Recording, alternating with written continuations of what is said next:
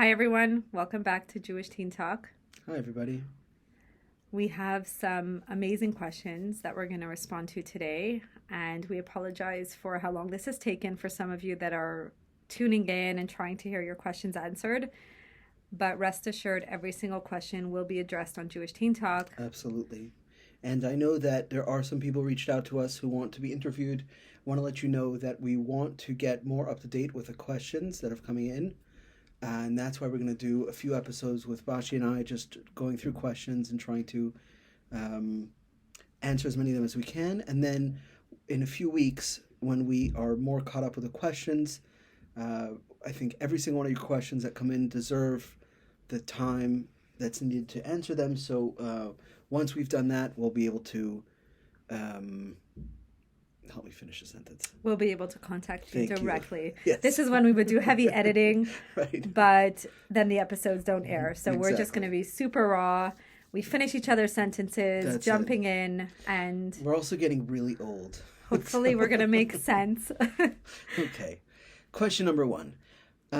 My parents put a block on my phone, and I got around it. And now I'm addicted to movies, especially romance. They're so enticing and exciting. It's hard to stop watching them. But is it really wrong to watch movies? I'm bored, and nothing else excites me. So this question, first of all, I think that whoever wrote this question in is writing something that a lot of people probably struggle with. First of all, I think that the idea that our parents put things into place, and then as teenagers, it makes sense that you're going to try to get around them. And when we use the word addicted, so I find that the word addicted is similar to the word trauma in public usage, where addiction is not necessarily addiction by the clinical sense, but it means that I'm having a hard time stopping. And it's hard to stop watching them. So the movies, I think, can be... when I was a kid, I actually had a teacher who told me that movies is movis. No way. Yeah, movies is movis. I always bangs around inside my head. But I remember that for me, I found that when I was going through difficult times, when I needed like a pariv, just a way to escape or even relax, I did use movies. And we don't watch as many movies now, but our kids do, and so I can't talk from personal experience necessarily that in other words, I don't know that movies are a terrible thing. The issue is, so two things. First of all is that I think what people are concerned with is that when you put on a movie, you are at the whim of whatever the director decides to put in there. Yeah. And images that we see, we cannot unsee. And so, and it's like, it's very... It's kind of like hidden. Yeah, and very subtle. It's subtle messages that come in. Yeah. And it makes us think differently. We become a little bit less refined. We become a little bit less sensitive to certain things. For example, death in movies is, a constant. Everybody's dying all the time. That's why they called it Mavis. Right. And the other piece is that there are messages that are in there, particularly nowadays, that are not consistent with our values. I know for non-frum listeners, with Orthodox Jewish values or with religious values, conservative values. And so that's one piece. The other piece is that when we are being excited, when our autonomic nervous system is being flooded with these feel-good, particularly romance, we get into and we adopt the persona of the people that we're watching. Yeah. And that makes us feel as though we're living the story in a sense. Yeah. And then the fact that we're bored and nothing else excites us, that's a problem. When nothing else besides movies is exciting, that's an issue. If we're watching a movie once in a while, and with the understanding, looking at the content and seeing what it's about, and with the understanding that, this is not our lifestyle, and processing it afterwards. I think there's Right. there's a hidden piece, and then the fact that nothing else is exciting, that makes it more of an issue, I would say. Yeah. So like we I can. just spoke a lot. Thanks for sharing. Yeah. So we could go on and on about movies themselves. Something's buzzing. Okay. We could go on and on about movies themselves. Is it wrong? What's with movies? So like Shua mentioned, two very important points to remember is that first of all, you're literally at how do you say it? The mercy. You're at the mercy of the producers of what messages they're trying to convey, what scenes they put in, what you see, what you hear, and like Shua said, we can't really unsee what we've seen. So unless you're talking about a new movie on Tavido, my kids were recently. I heard there's one called Shepsalach. So I imagine this is not called Shepsalach, the ones that you're watching, and you're saying it's romance. Yeah, not so much romance in Shepsalach. Not so much. No. But a lot of other values. Here is when we'd say we're gonna take a break to our big sponsor and commercial for Tavido. Highly recommend. So, but going back to your question, the movies, especially romance, and I'm with you. Like me, when I would watch movies, it was romance. But the addictive piece is actually not your fault, because the way that they design nowadays screens and media and all these games and movies and all these apps, whether it's Be Real, Instagram. I sound like a dinosaur when it comes to new apps, but they basically design them so that we do become addicted to it. Right. They want us. There are developers behind these apps, behind these, whether it's Netflix or any of these shows, that are being paid to make people sit on the screen for a really long time. Right. And I think there's certain apps that they saw that people were like not when they were sleeping, let's say YouTube for certain hours people went to sleep, so they were like, hey, how do we get more people on? So really nowadays I love that song by Eighth Day, I've got a little bit of Moses in me, and the idea that there's a Pharaoh in our time. So yes, there was Pharaoh in the times of Mitzrayim, in the times of Egypt, and he would cause the Jews to serve him instead of serving God. And so one message that I've really tried to apply in my life is that am I serving my phone, or is my phone serving me? So I'm serving my phone when I can't get off of it. It's, it's at every moment I'm on it, or I'm, addicted to it. I keep going to it. But is my phone serving me means, is it being used for good things? Is it being used to help me connect with myself, connect with God, connect with others? There's lots of background noise behind.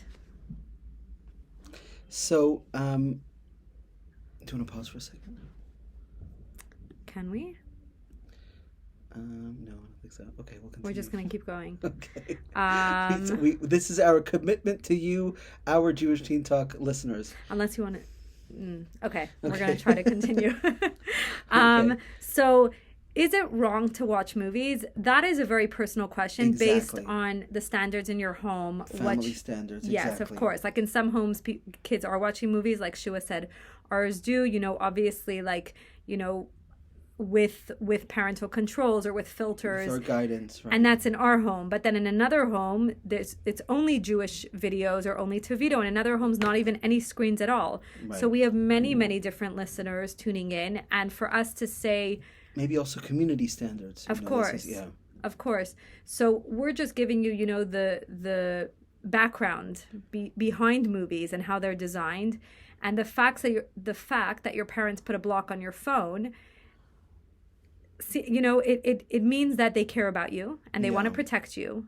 And there's a lot of movies out there, shows, content that is very, very could be very damaging, whether Right. it's, it could be pornography, it could be, scenes like Shua said, or characters that you get so into. I remember when I would watch shows like, and then I stopped personally because I realized that every show there was like embedded in the show, and like Shua said, very, very, they hide it Subtly, yeah. very subtly, like, they're promoting liberal views or views that are completely against Judaism. And then as a Jew, when I'm watching it, it's like just it's coming in, and I'm not really It's able. difficult to filter. It's difficult to filter, and that's why it seems like your parents putting a block on your phone, which sounds like a filter, is there to protect you. And I tell my kids with filters, like, I'd rather the filter stuff than you're filtering things, because when Right. we have to filter, we can never unsee, we can never unhear what we see.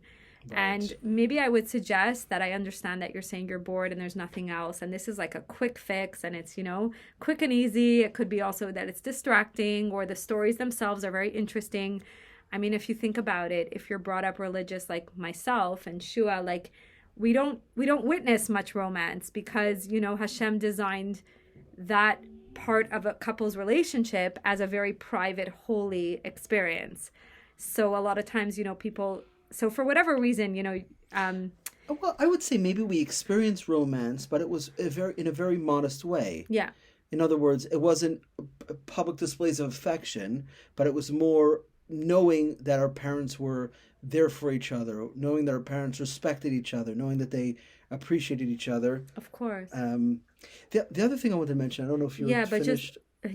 so just what you just said, that's what we mentioned last week. We spoke about modesty. What does modesty mean? Privacy. That Right. it's a modest, it's a private thing.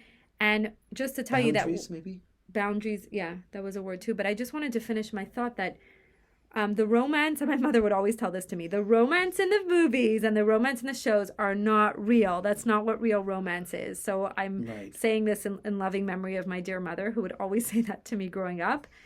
And if you're bored, there are so many other things that, you can get involved in, you can be a part of, that might really help you shape who you are, and use your talents and use self-expression and whatever you can to get closer to yourself. And the fact that you're asking this question, it seems like you're not so comfortable with what's happening. The fact that you got around the filter and now you're watching these, and maybe you're binge watching them over and over, watching.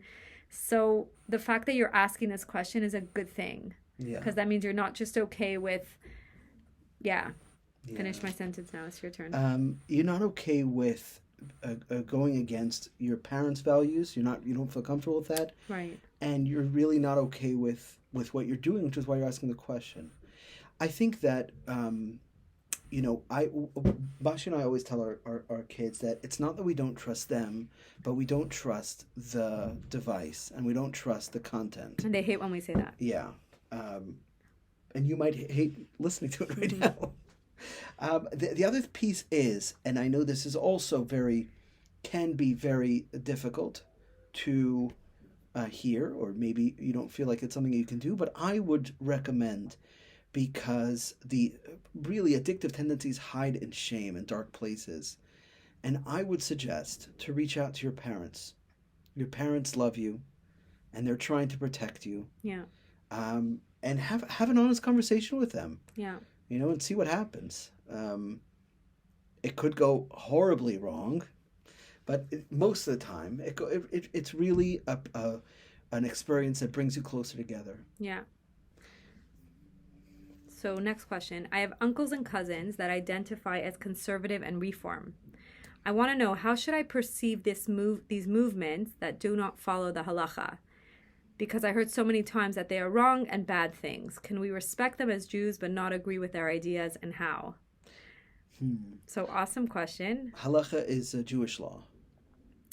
So I'm going to say two things. I'm sure Shua has a lot to share. So two things. First of all, one of my favorite stories of the Rebbe, who, like I said on Jewish Teen Talk, I never met, never actually heard his real voice. I was very young when Gimel Tammuz came around, and the day of the Rebbe's passing. And so here's one of my favorite things that he said to someone. So someone came to him and kind of said, like, I'm reform, or I'm conservative, and the Rebbe's response was, labels are for labels are for clothing and shoes. A Jew is a Jew. So all these labels that we put on us as Jews, whether it's recently I heard someone say they're conservadox. They're okay, it'll come to me. I think it was like religious and orthodox. Religidox? I don't know. I just made that up. But like, religious, I'm conservative, I'm reform, I'm Chabad, I'm Hasidish, I'm Litvish, I'm recently last Shabbos, it was very recent, we moved to a new neighborhood, meeting new neighbors, and there's a woman who's, I don't know, she's doing something on her lawn on Shabbos. She went into like a whole conversation with us, and at the end, she said, I'm not religious. And I said this to her, wow, because I heard that labels are for shoes and clothing. A Jew is a Jew. We're Jews. And then at the end, she said to me, like, yeah, you guys are modern. So then I said to my husband as I walked away, oh, maybe now we can call ourselves modern religious, because she also said we're religious. Yeah. Maybe modern. I don't know. So basically, labels, a Jew is a Jew. So the fact that your uncles and cousins are Jewish and they're part of your family and they're part of all of our family because they're Jewish, that's what matters. Yeah. The other thing that I wanted to say, so now in loving memory of my dear father, both my parents unfortunately passed away 1 year apart.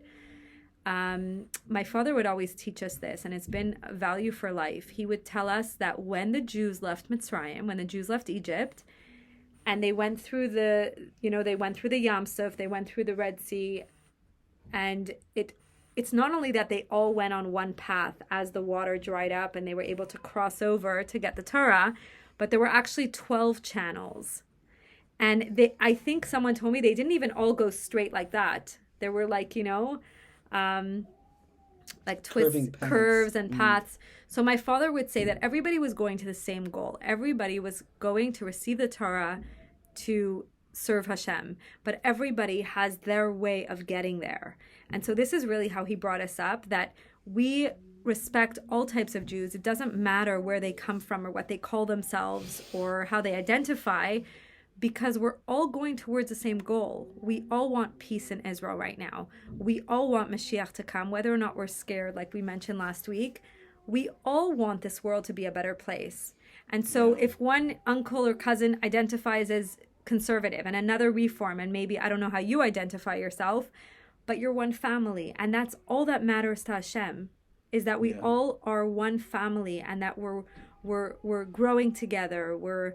That's the most important thing. And Hashem wants us to respect each other as Jews, even if we don't agree. We can agree to disagree. But like, if Hashem is a loving father, then he wants his family and his, everybody to get along. Oh my gosh, my two ideas were so long that I'm going to let Shua talk now. They're wonderful ideas. Thank you. I think maybe just to add a little bit to what you're saying is that, interesting, something to keep in mind is that, if you look at it from the other people's perspective, the way that you do things is wrong according to them. According to conservative and reform Judaism, the way that Orthodox Jews behave is wrong, or too, not advanced, whatever. I think it's important to keep in mind that we all, our observance and connection to Hashem does not need to be by viewing other people as wrong. We can feel connected, and we can also love other Jews no matter what. Yeah. Here, you'll continue. So love and respect other Jews no matter what, no matter who they are, no matter what they are. One thing that was very interesting from the situation in Israel was that I think one thing that we realized from what happened in Israel on October 7th at Simchas Torah was that our enemies don't really care what we identify ourselves as.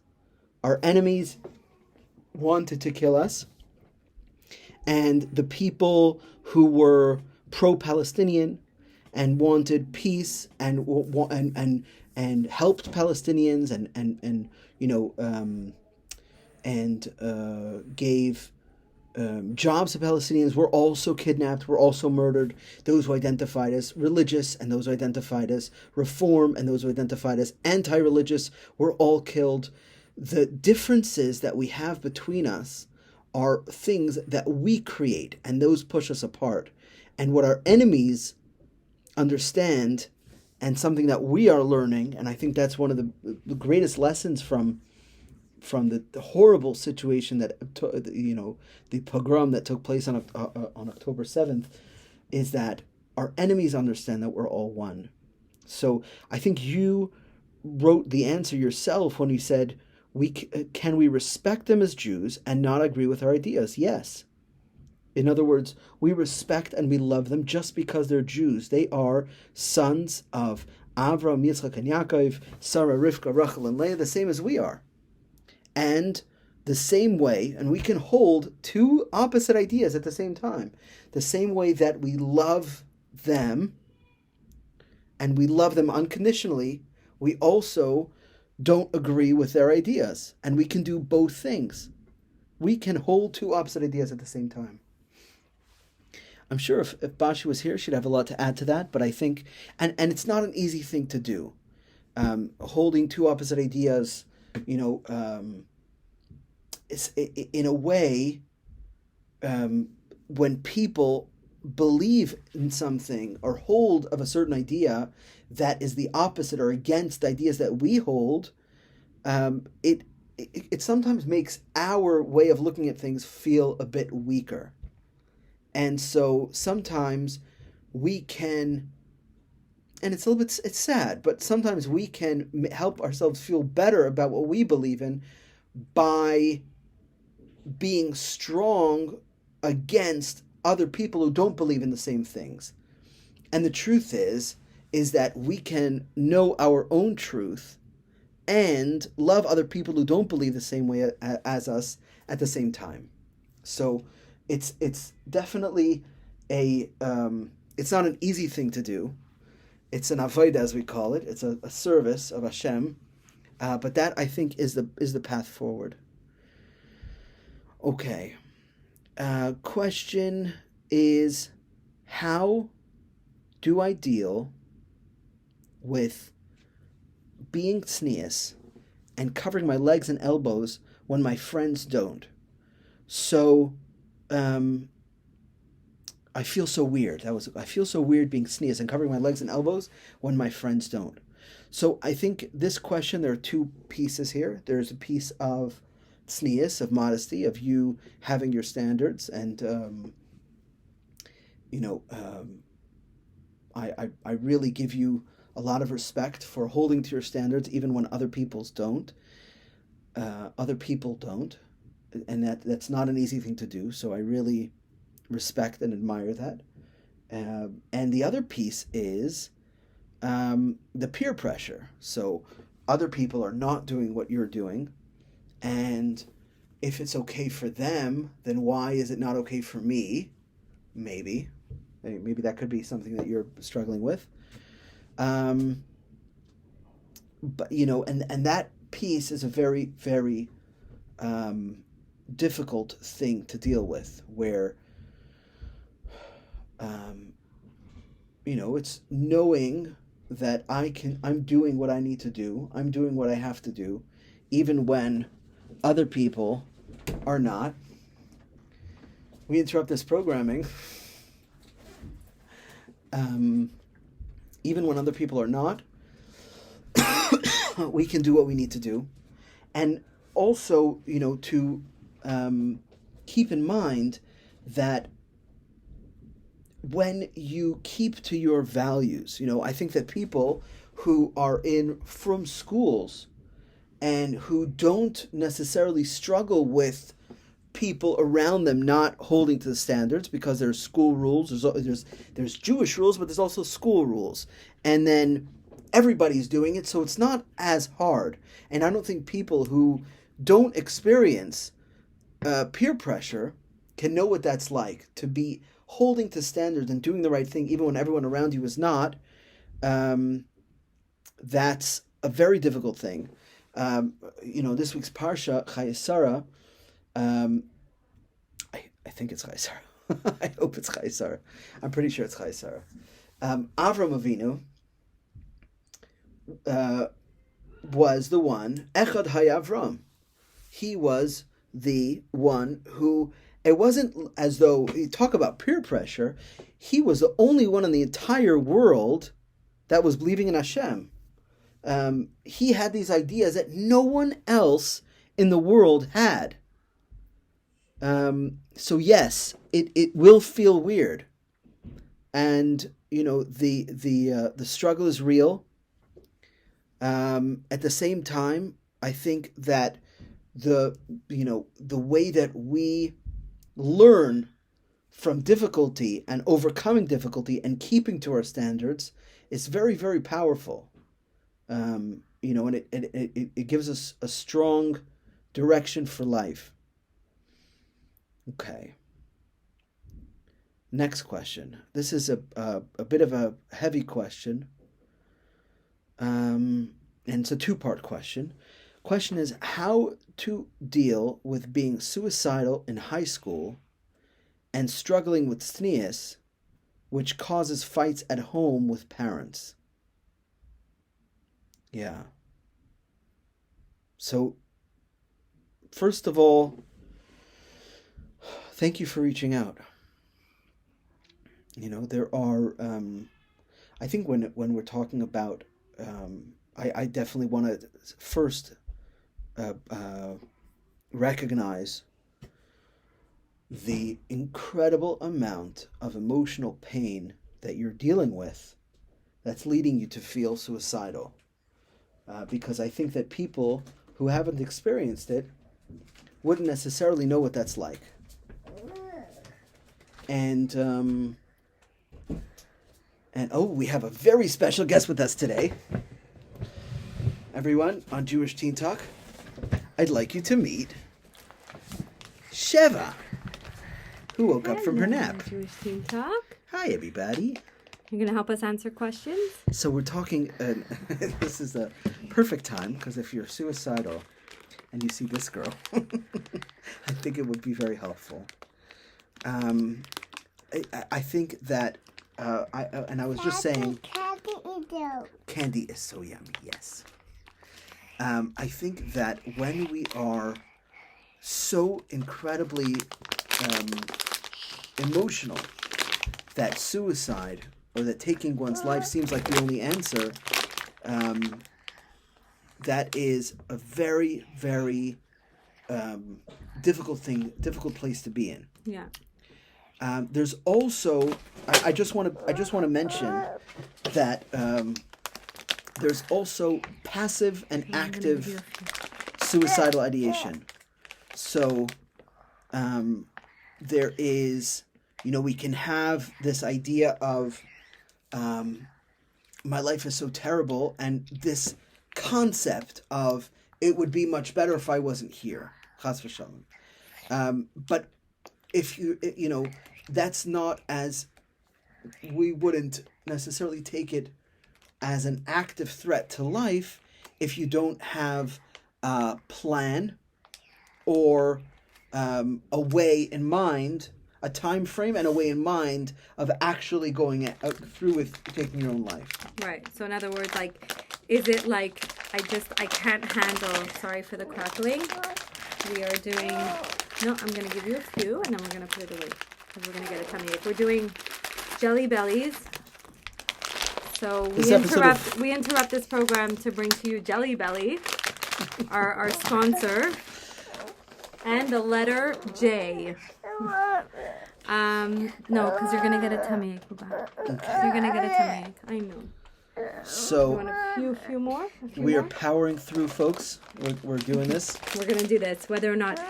So I was. Yeah, go ahead, Bashie. I jumped in, but I was gonna say that either it's like my life is too much to handle, and I just want all this pain to go away and all the suffering to end, or this is really something that I'm considering. I have a plan. So that's the two different types of, describing someone saying I'm suicidal. And actually, we are going to be bringing on a very special guest who is in our calendar who's going to come on Jewish Teen Talk and talk very openly and bring awareness about this subject specifically. She deals with people who are suicidal. So if you're the one who sent in this question or you yourself are feeling that way, hang in there and tune in next Motzei Shabbos or the following for an episode with Lee from The Long Short Road. And she is going to address questions that have come in about suicide, about suicidal ideation. Yeah, all different questions that have come in. Yeah. So the other thing I wanted to point out is that when there's a conflict between the values that you want to take on, so you're tznius, and it sounds like tznius or modesty is something, what I'm gathering from the question is that tznius is something that you are, is a value that you feel is important, but your parents, it sounds like, are not religious, and tznius or modesty is not a value that they hold. I would actually, sorry, Shu, I would challenge that only because I've met teenagers whose parents are religious, and the teenagers struggling with tznius. Oh, it could be the other way. And that's causing the fights at home. Or, so in other words, that the teenager's religious. So, okay, two ways of understanding this question. Either the teenager is more religious than the parents, and that's causing fights at home. Yeah. Or the teenager is struggling with tznius, meaning struggling to stay tznius, doesn't want to be tznius, and that's causing difficulties at home. Both of those are fertile ground, or very understandable that they would lead to, constant disagreements and fighting. Mm-hmm. That they would lead to feelings of depression and anxiety. Yeah. I want to bring up something really important that, and we'll also have a guest come on about this topic, which is a very sensitive topic, but unfortunately many teenagers, many adults are dealing with, and children possibly. She's trying to show all of you the jelly bellies. Can you show us the jelly bellies so we can do another commercial break? Here are jelly bellies. Brought to you by Sheva Naparstik. So a lot of teenagers that are suicidal or are experiencing eating disorders or are really struggling with not staying on staying off their phone on Shabbos or staying tznius. A lot of teenagers, the root can be, and I'm not saying this is in your situation. Yeah, it's all over your mouth. Is it yummy? Yeah, we keep interrupting this program about jelly bellies. You were saying that a lot of teenagers struggles with tznius. The root can be, and I'm not saying it is, but it can be sexual trauma or sexual abuse. And a lot of the research that from psychologists nowadays are realizing, and they are dealing with. I've heard from a psychologist that 90% of the population that she sees are either have experienced sexual trauma or sexual abuse. And many of the issues, whether it's suicide or can't keep Shabbos, can't keep kosher, just can't be alive with what life offers, is stemming from that. So I just want to bring up that topic. It's not necessarily something that we'll discuss today, but we do have a from psychologist who has agreed to come on Jewish Teen Talk to broach these subjects. So if you're listening and this is something that you've been struggling with or that you would want us to speak about on Jewish Teen Talk, please comment below or send us, at jewishteentalk.com and send in your question, because we do have someone who will be coming on to address these issues and these challenges. Yeah. Okay, moving right along. By the way, I'm sorry I said that we wouldn't have any guests, and we do have a guest on today, Sheva. We had to schedule her in. She scheduled herself in. There are She woke secretaries. up in the middle of our interview. Not only two more. That's it, because you're gonna get. Okay, so the next question is, and this is a really good question. I don't know that we have a good answer to it. Yeah. The question is, Okay, go get it. why is being a teenager so hard? It's just so annoying with what our parents expect from us, schoolwork, and on top of all of that, we also have hormones and go through puberty, which is hell. Okay, I feel like I could have been the one sending in that question. You want to sit near me? Okay. I feel like I could have been sending in this question when I was a teenager, and it's good that it's our last question for today, because it really kind of sums up the reason behind us starting Jewish Teen Talk, why we chose to start Jewish Teen Talk, is because when I was a well, I'm still a Jew, but when I was a teenager, I struggled with all that alone, with the pressure of schoolwork, the pressure of expectation of others on me and myself on me, and then also with the hormones and puberty that nobody really openly spoke about or discussed. So I never knew that it was never my fault. It could be that it was, the time of month or emotions that I was experiencing. So why is being a teenager so hard? I don't have the answer for that. I mean, there's a lot of development happening at that age. There's a lot of, questioning, confusion, trying to discover yourself. It's part of the development piece, so that, it's not your fault. And I've taught teenagers for many years, and I always tell them, you pay me more than even $1 million, I would never go back to being a teenager. It was hell, so I validate what you're saying. And it's not necessarily for everyone, but you're not alone. And it's very, very normal the way that you're feeling. And it's so healthy and great that you can send us this question, because I'm sure you speak for many other teenagers your age. Yeah. I mean, just to give you a bit of a perspective from a psychological point of view, is that being a teenager is a struggle between depending on your parents, because you still live at home and you still depend on your parents, but you're also creating your own identity. So you're trying to have independence, and you're trying to go through life and figure out who you are, and your body's changing, going through hormones, going through puberty, and at the same time you're not independent, and that creates conflict. That situation itself creates conflict. So that's one piece. No, that's it. That's one piece that I want to mention. Yeah. And just the part that it's hard, just to let you know, to give you a little bit of hope. No, we can't have more candies than that. I know we really want to promote Jelly Bellies here, but we also want to let you know that if you have too many Jelly Bellies, it will hurt your belly. I don't know if they tell you that. But to sum up your question, so it's going to be hard, but really, whatever hardship you go through as a teenager, I know that this doesn't make it feel better. You're going to grow from it. You hate when people say that, but it makes us stronger. What doesn't kill us makes us stronger. Maybe this is a good segue from the other question. So hang in there.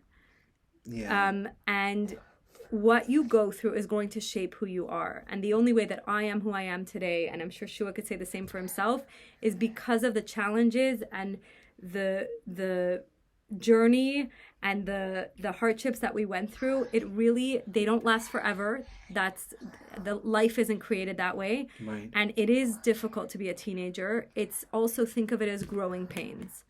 And it's not comfortable when we're going through growing pains, and when we're developing, and when we're growing into ourselves. And it is annoying that others, expect stuff from you. And I think that the most important thing is, what does God expect from me? Right. What does God want from me? And if you can answer that question for today, what does God want from me? What can I do that, not what do I need, but what am I needed for? Then it will remind you, and the questioner before this one, that you are needed in this world, and there is a reason for what you're going through. And maybe if you don't see it today, you will when you come on the other side, and I can speak in my own experience with having gone through hell too, and my teenage years were extremely difficult. The other side, you don't mean death. You mean like The after other side, teenagehood. yeah, because I'm alive, I'm here, I'm talking, I'm here to tell the story. When you get past this, and it's only you're going to get past it by going through it. Yeah. And going through it is going to shape who you are, and you will be able to be there for others because of what you've been through. Yeah. So I think, just to reflect what you're saying, I think our experience has been, and the reason why we want teenagers to come on and to answer questions is because every one of you has this experience. Every one of you has your challenges and things that if people knew what you were going through, they would not believe it. In a good way. Yeah. Every single one of you are strong and are dealing with things that might be unimaginable to other people. And our goal and our idea of Jewish Teen Talk and what, the way that Bashie and I deal with the struggles that we've been through is by turning darkness into light. So taking our experiences and using them to benefit others, taking that experience with difficult teenage years and using them to answer questions, to be there for other teens. Yeah, and we encourage your questions. Please keep sending them in. If you want to sponsor an episode, please reach out to us on Jewish Teen Talk. I was going to say just like Jelly Belly, but I feel like that joke got too much. But honestly, send in your questions. We learn so much from them too, and so do others. So keep sending them in, and we will see you next week. Yeah, hopefully a little bit quieter, but we're not in control of what happens at Jewish Tea Talk. Stay tuned, and we'll get to all your questions. Thank you so much, everyone. All the best.